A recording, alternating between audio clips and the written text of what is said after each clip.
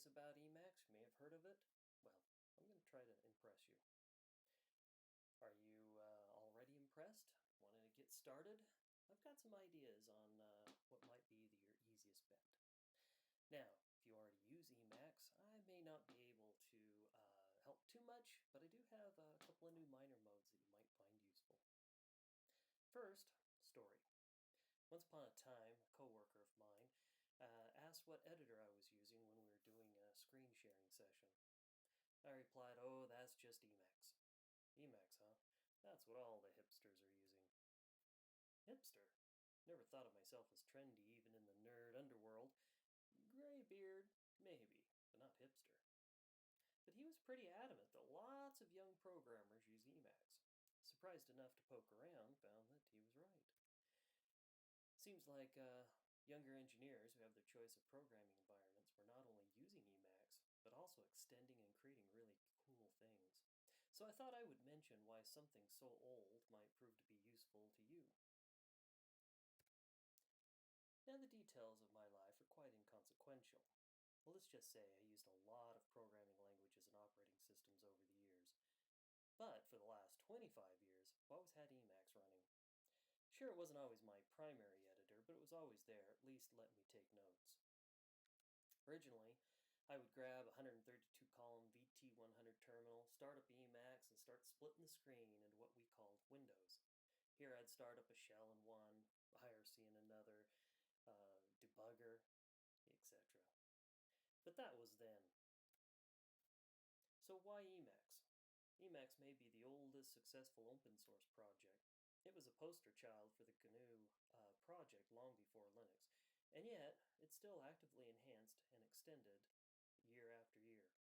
Now, if like me, you often find yourself using many languages for your project, then you may appreciate Emacs's breadth of capabilities. I've tried to follow Phil Sung's ideas for giving 3 reasons for Emacs' continued success, and I'll show off how easy it is to deeply customize Emacs, then I'll show some of the easy automations, and then some of the cool extensions that I use.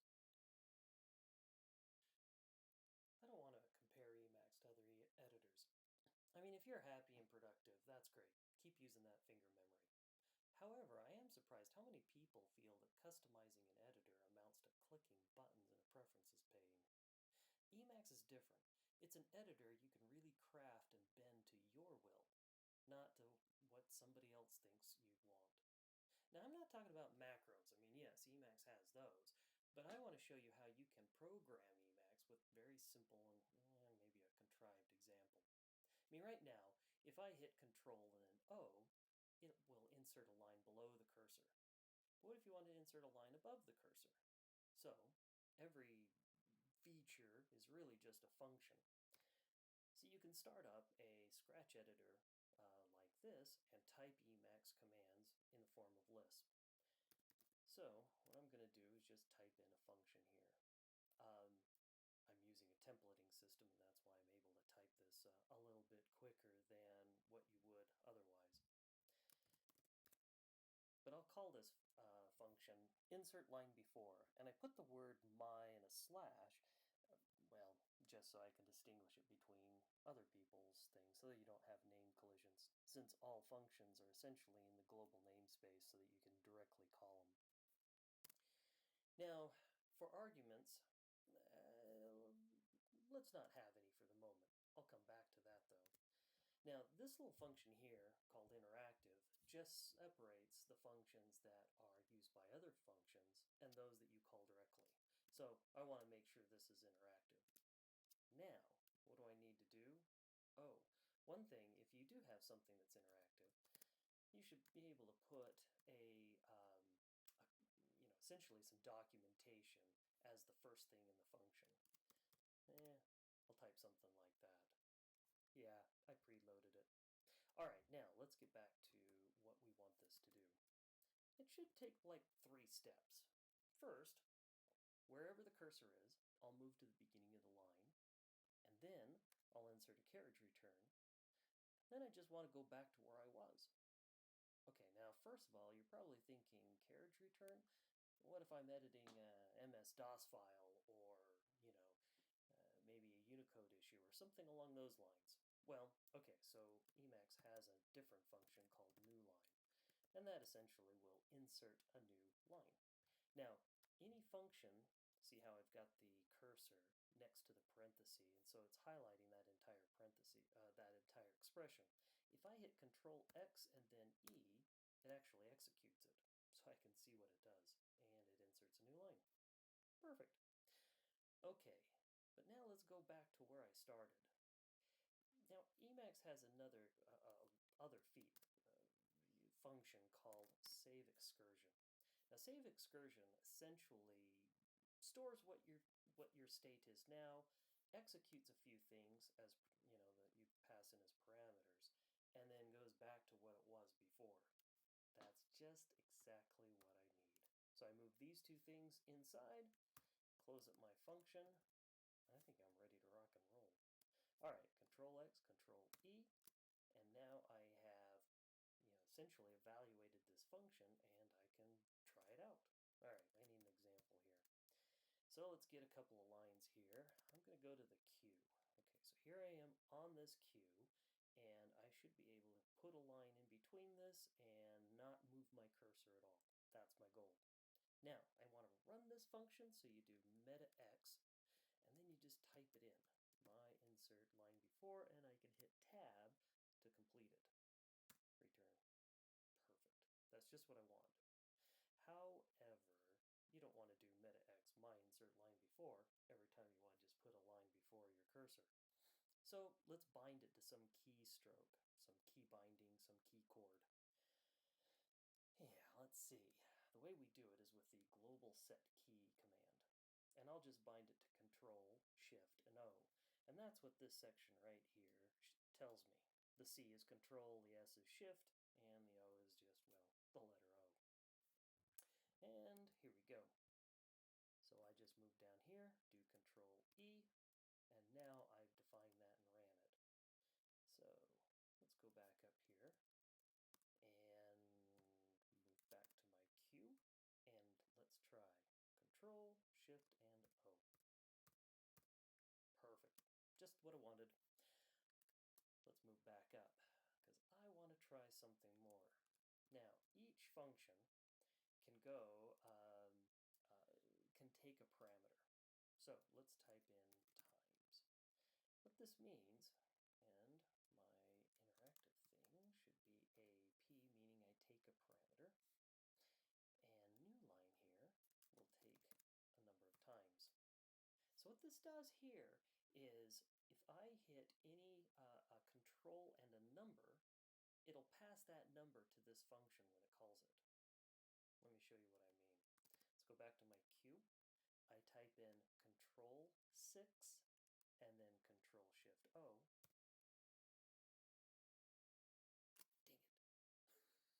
Dang it. I forgot to evaluate it. Alright, Control and X. Let's try that one more time. Okay, Control 6, Control Shift O, and there we go. We have 6 lines being inserted.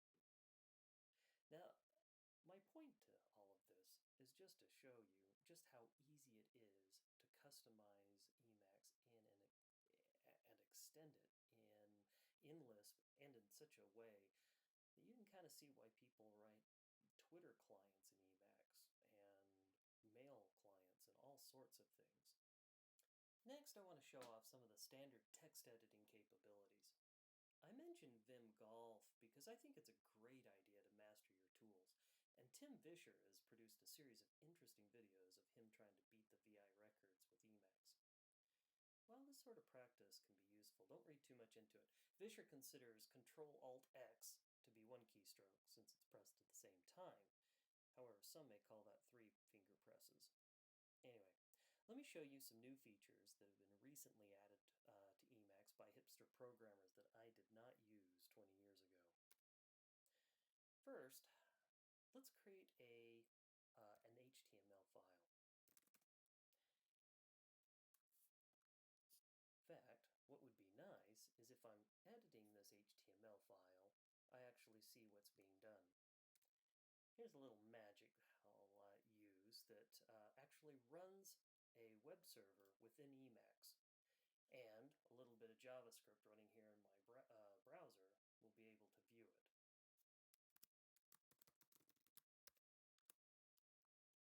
Kind of cool and quite useful. Okay, so first of all, I'm going to use a minor mode called Emmet to actually write a bunch of HTML with something that looks kind of like CSS. So, UL, you know all about that. Pound, let's call it fruits.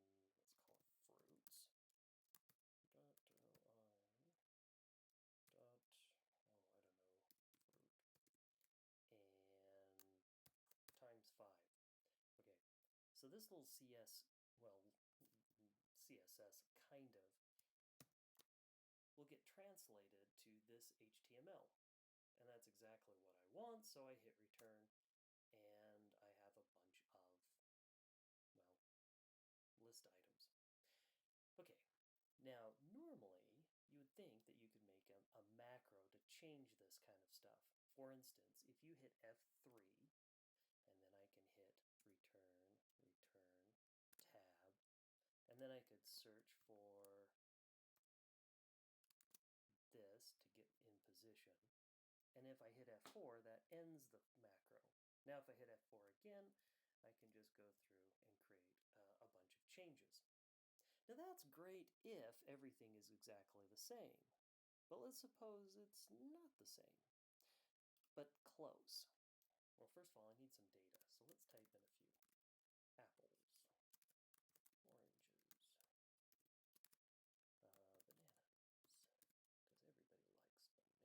oranges, bananas, because everybody likes bananas, right? Grapes, and kumquats. There we go. All right, so here I have some fruit that are all fairly similar,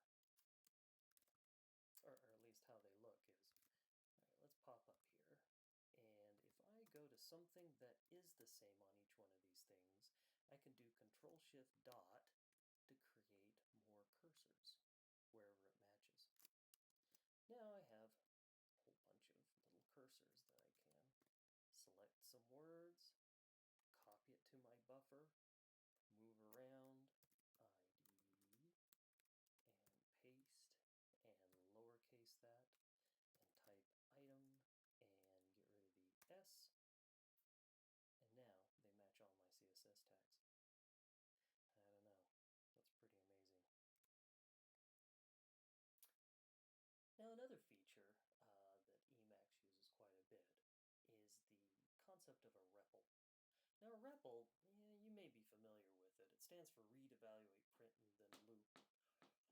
What it does is it allows you to start up some engine in some other language and run commands in it. Now in this case, I'm using a language called Clojure. Let me make this REPL a little bigger. So up above I have Clojure code, but down below I actually have an engine running, and Emacs has created a little window with a connection to it. This allows me to not have to jump over into a terminal. I can just stay right within Emacs and use all of Emacs's key bindings. I can type in 42. Hey, I can type in hello world. And I can evaluate math expressions here. So this allows me to kind of explore functions and libraries that this language happens to have available. But that's not usually how you want to run it. Generally, it's up here where you're typing in code. Here I've got a function called factor. And let me just make that a little smaller. And like I was doing with the Lisp code, I can do a little expression or a little key binding to send that to my REPL.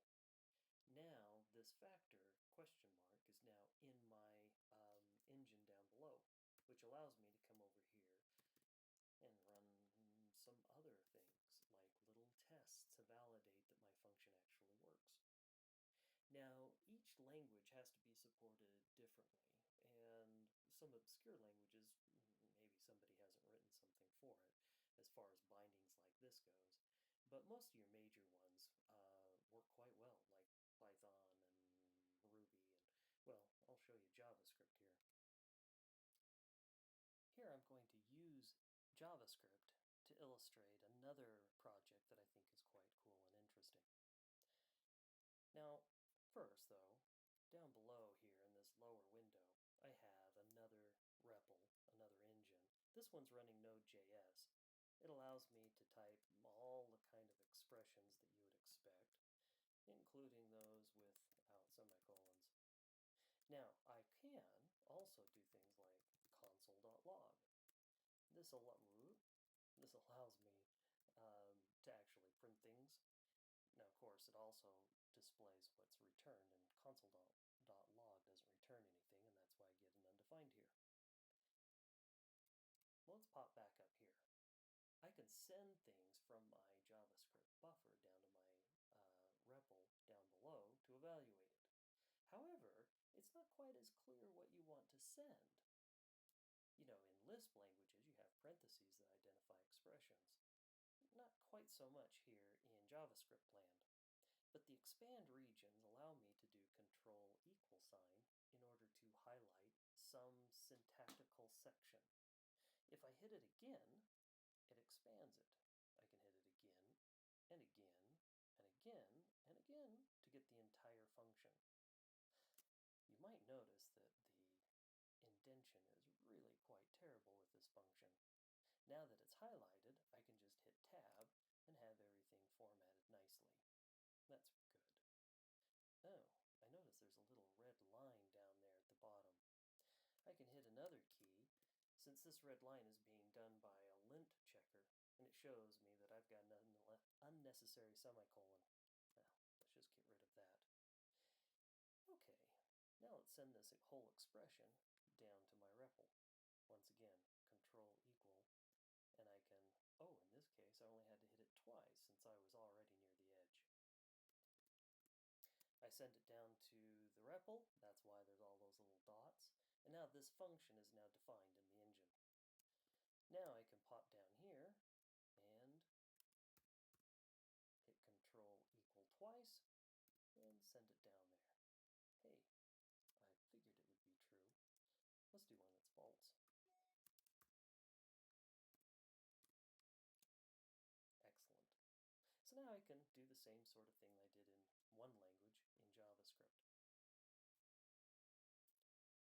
I think I better stop for a second and explain what that green F is in my JavaScript code. I'm not doing anything special as far as the actual language goes. It's just how I display JavaScript. The F is really the word function. I just tidy it up a bit. Let me show you what I mean. If I pop up here to this line and pop over here to the F and I hit the backspace, it deletes the N that's really there and I see the word function. But as soon as I hit an N, the word function now gets redisplayed as a green italic looking F.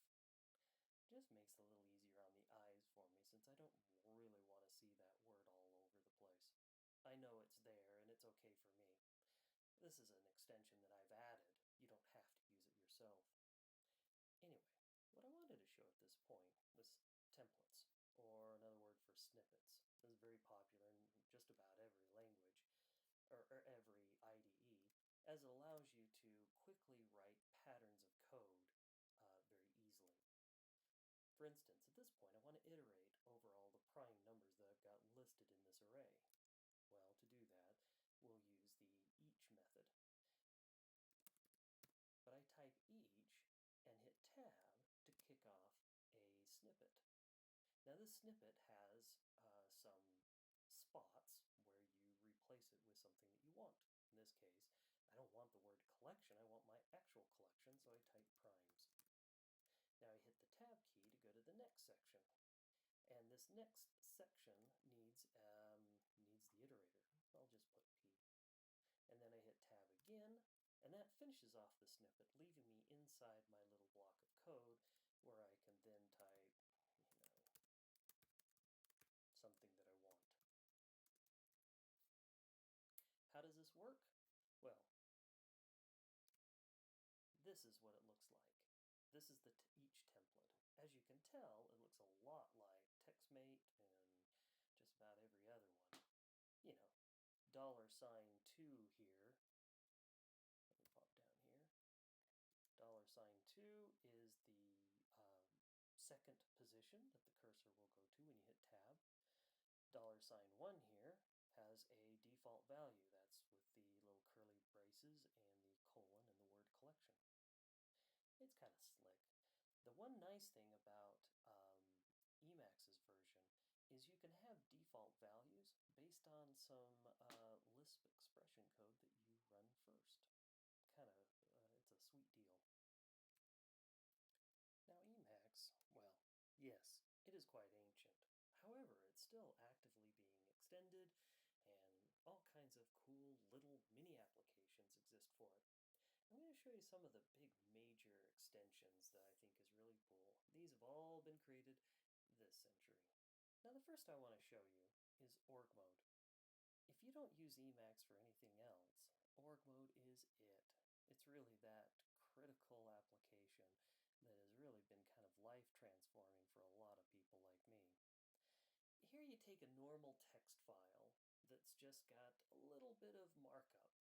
It looks kind of like Markdown. And what it can do is if I turn on the mode, org mode, things become a little different. We get syntax highlighting. All the headers now are collapsed by default, and we can expand them. This is kind of the same sort of property that you saw before with that word function in JavaScript being shrunk to a single F. It's the same sort of approach. So here, I can expand it with the tab key. Each of these things that were in square brackets are now actual hyperlinks that I can click on. A list is, well, just a list. However, with the Alt key, I can shift these elements around. Tables are actually pretty bitchin' because I can come down here and actually move the columns around, move the rows around. I can even do little mini calculations on them as well. And another nice thing, like let's suppose I was going to add a new line here. Who happens to be 202? Probably Count Dracula. There we go. The Count.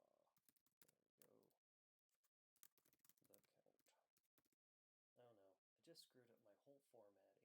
That means I'm going to have to insert a whole bunch of spaces, right? No, I just move it. It automatically will reformat it. Now so far, this is just organizing notes, but it can also do GTD-like things.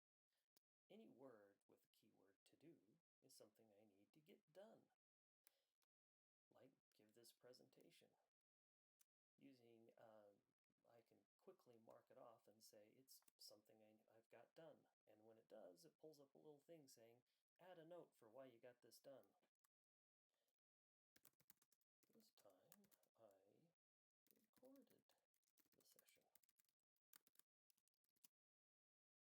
But my favorite feature is the literate programming abilities. What this means is I can type just regular notes, but I can embed source code inside it. For instance, here I've got a little bit of a block of source code that I can call to my regular shell. Inside it, if I hit Control-C twice, that's executed. The results are put back into my notes. Now, of course, it figured it out that it's a table. Perfect. I can do just the same sorts of features that I did before in trying to, that I was doing above and reorganizing things. I can even collapse it so I don't even have to see it at times. Here I've got a little bit of Python. This just generates a random number of numbers. Oh, here they are. Now, in this case, I can use, wrong key. Here, let me use the mouse here. I've created the results are being named as Pythonic numbers. This, because I've got a name associated with it, means I can use these names as a variable in another code snippet. This time I'll use Emacs Lisp to count the number of random numbers that I came up with.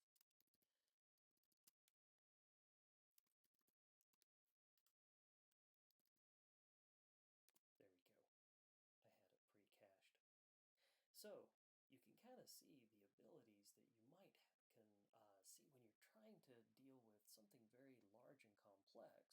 You can actually talk it out amongst yourselves in your own head by typing all the notes and the snippets of code that you want to work with and how it might all tie together.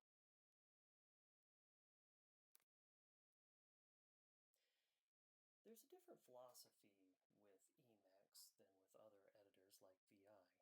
In VI, you start off in the shell, you change directories, you edit a file, you do commands, but you're primarily shell focused. The editor just happens to be something that you call to. The philosophy with Emacs is just the opposite. You start off in Emacs, and then you only call the shell when you need something else. For instance, here I've got a shell script, and oh no, I need to make sure it's executable. Well, I don't pop out to a terminal to do this. I can just hit a simple command and type in a shell command directly from Emacs. Change mode. I can even do a tab to have it completed. Perfect. Now if I need to do more, I can actually run a shell within Emacs. Now in this case, I can type things like ls. I can do all my fancy regular shell stuff that I want to do, but just in a tiny window where I can still use the Emacs bindings.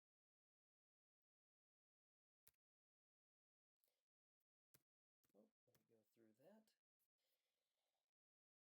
Now, it's very easy while I'm in a single file to commit it to Git or CVS or Mercury or any of the other ones that you might want to use. However, Git has a really nice Git package called, well, I like to call it Maggot because I think it's kind of cool, but it's probably pronounced Magit or something that rhymes with magic. It is really nice. Here I've got a listing of all of my files that are untracked, the ones that are unstaged. Here I've got them staged. I can hit the C key in order to commit what I've got staged. I can fetch and pull, change branches. I can do everything right from within Emacs. I hit the L key twice and I get a listing of all the check-ins that I've done. It's pretty slick and pretty sweet. Now the last one that I want to show you is something that's actually kind of recent to Emacs. It's a repository where you can actually share major packages that we've created. Before, I guess we were all just using FTPs or, oh, maybe Gopher. Anyway, there's 4 main repositories that you can use depending on how bleeding edge you want to live.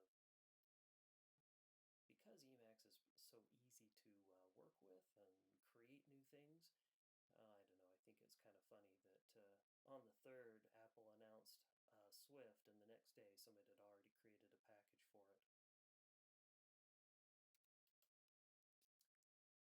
Now that you're sufficiently stunned and amazed by the wonderfulness of Emacs, you're probably wondering, how do I get started?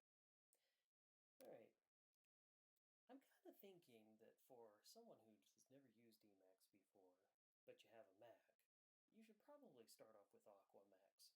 It's a very Mac-ish Emacs. All the windows that you've been seeing me use are really now in this editor just tabs. You got a toolbar, you've got all the command options like Command O and Command S that you're kind of used to in most Mac applications. The nice thing about it, though, is that you still have Control and Alt used as what they are used in Emacs. So you can kind of have the best of both worlds. Of course, that's going to be a little different on other operating systems like Linux or Windows. Once you start up Emacs, how do you learn it? A lot of people have been weighing in on this. I'm kind of thinking just hit Control H and then the T key, and it'll bring up a tutorial. It's built into Emacs. There's also a number of different online videos that you can watch. I do recommend learn Emacs by itself. Don't try to learn it while you're learning some strange language much like Clojure. I do think that flashcards are quite useful for some of the bindings, just to kind of get used to those key chords. Sasha Chua has created a number of very nice graphical notes. I'll put them in the link down below. Perhaps maybe you just learn a trick a day. Maybe just, I take little sticky notes and I just put them on my computer each day when I learn something new, and then just try to remember to use it. Also, if you've got a friend, you can bounce ideas, share code, share ideas.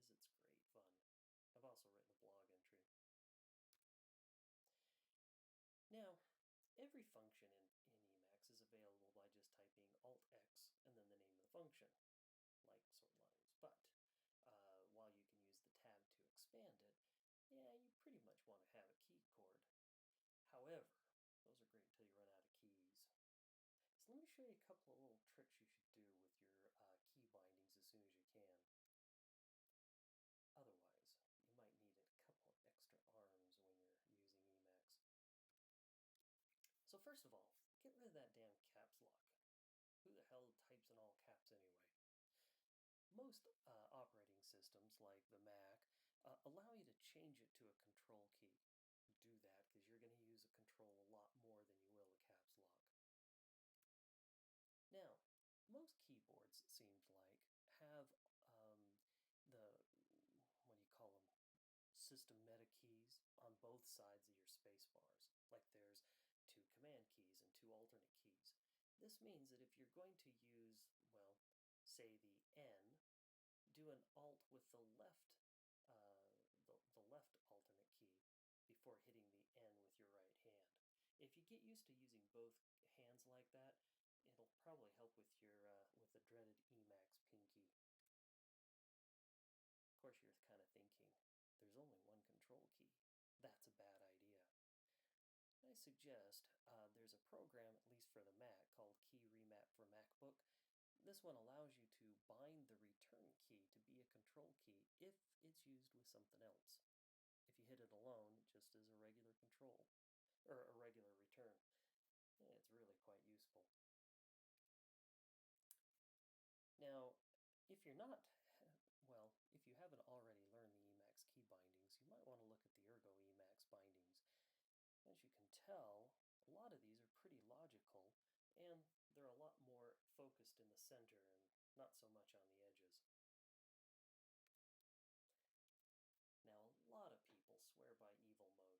They just think it's the greatest thing because it really gives you the power of VI as far as navigation goes, but then you can use all the cool customization features without having to use VimScript. A couple of final tips and tricks. Don't use the arrow keys a lot. Instead, just search for the word you want. Control S, and then you just start typing the word that you want, and it jumps right to it. If there's more than one word, you just hit Control S a second time and you jump to the second occurrence. It's quite quick and easy. Get used to that. Alt N is actually quite useful, and I think I better demonstrate this one. Hold on, let me turn my cursor back on here. So yes, you did realize my presentation was actually in Emacs, right? So here my cursor is on the word jump. If I hit Alt N, it jumps to the next word of jump. And I can keep on doing that. It's kind of slick. It allows you to jump through things really quickly. Alright, now, I'm going to turn that off because that's a little distracting.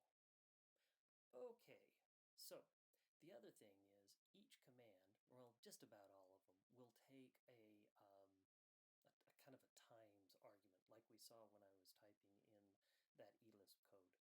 So Alt 9 and then Alt B will jump back 9 words. And Control 5 and Control P will jump up 5 lines. Maybe I should demonstrate that. I often hit things like this, where I have a relative line numbers instead of absolute ones. Get my cursor back here.